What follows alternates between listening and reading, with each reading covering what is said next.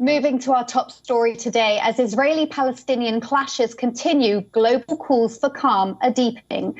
Reactions from all around the world are pouring in and worries are growing about further fracturing in one of the West Asia's most intractable struggles. France has stepped up its efforts to call for an immediate de-escalation of the strife. The country has proposed a resolution with the UN Security Council in coordination with Egypt and Jordan, calling for a ceasefire.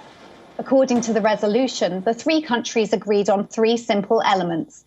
The shooting must stop, the time has come for a ceasefire, and the UN Security Council must take up the issue.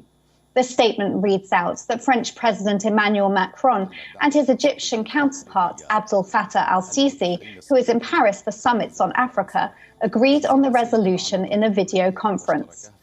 Remember, Macron has underlined the importance of Egyptian mediation after talks in Paris with Sisi, as it has been calling for a rapid ceasefire for several days. Meanwhile, foreign ministers of the European Union have also called on for a ceasefire and boosted humanitarian aid for Gaza. However, they have failed to reach the unanimity which could have given the EU leverage in peacemaking. The truce was met with a hurdle when Hungary, an ally of Israel in the bloc, declined to join the other 26 foreign ministers. Hungarian Foreign Minister Pito Szijjártó has accused the EU of giving out what it called one-sided statements. The division between the European bloc was on public display after EU Foreign Policy Chief Josep Borrell conceded that Hungary was alone among 27 nations to not endorse his remarks. We have to explore how to re-engage, how we can build confidence building, how to can improve the living condition of the people, and how we can open the path to the potential relaunching of the peace process. As violence continues to escalate in Israel and Gaza and calls for calm go unheeded, the US Secretary of State came forward to clear the air and announced that the US has received information on Israel's destruction of a Gaza high-rise that housed the local offices of the Associated Press and Al Jazeera news organizations.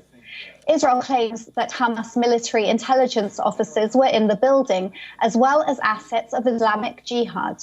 After being accused by China of obstructionism, Blinken further reiterated his position. With regard to the United Nations, we're not standing in the way of diplomacy. On the contrary, as I said, we're exercising it virtually nonstop. The question is, would any given action or any given statement actually advance the goal of ending the violence and moving to a better place?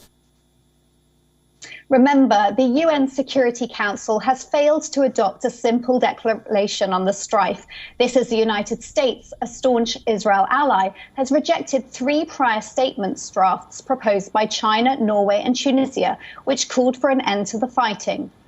All eyes are on the UN General Assembly's in-person debate on the Israeli-Palestinian clashes, which will take place on Thursday.